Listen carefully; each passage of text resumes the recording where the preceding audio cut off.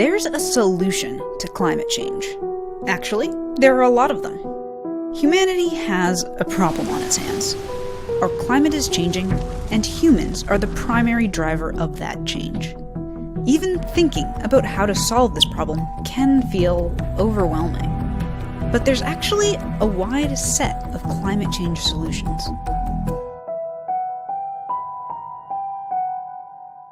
One way to think about solving this crisis is to boil it down to trying to minimize suffering from climate change-related impacts.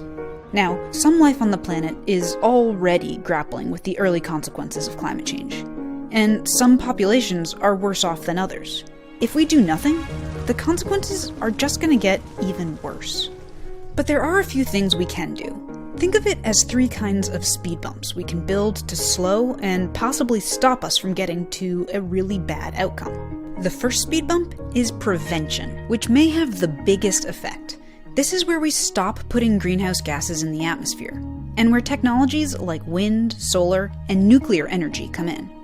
Prevention would likely be the cheapest and most straightforward solution. Bring our emissions to zero, fast, and a lot of the worst consequences of a warming world would be avoided. The problem? It's probably too late to prevent climate change entirely. People have already added a lot of carbon dioxide to our atmosphere, enough to warm the planet by more than 2 degrees Fahrenheit. In fact, our planet hasn't had this much CO2 in the air for millions of years. We might need something more. The second speed bump?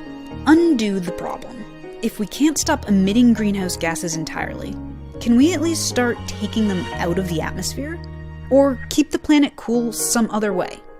This is where negative emissions technologies come in. Stuff that sucks CO2 out of the air, including natural processes and machines.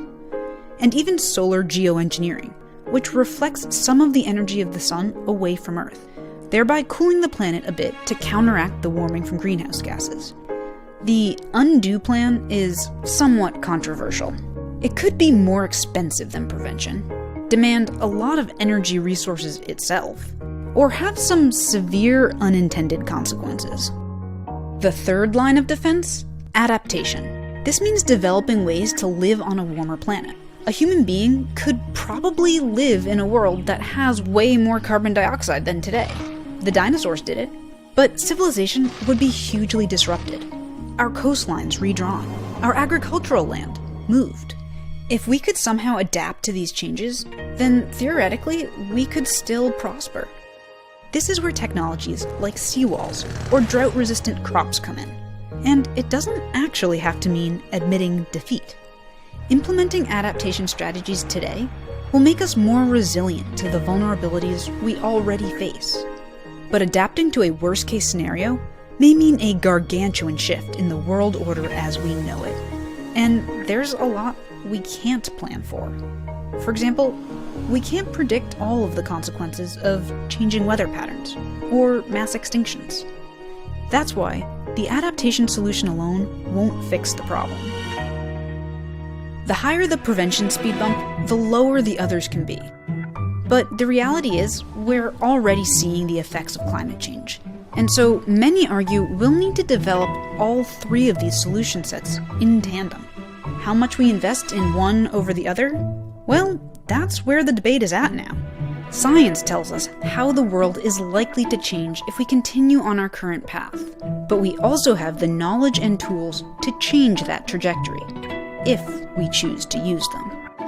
Follow us on social to watch our next episodes that dive into the solution sets on preventing, undoing, and adapting to climate change.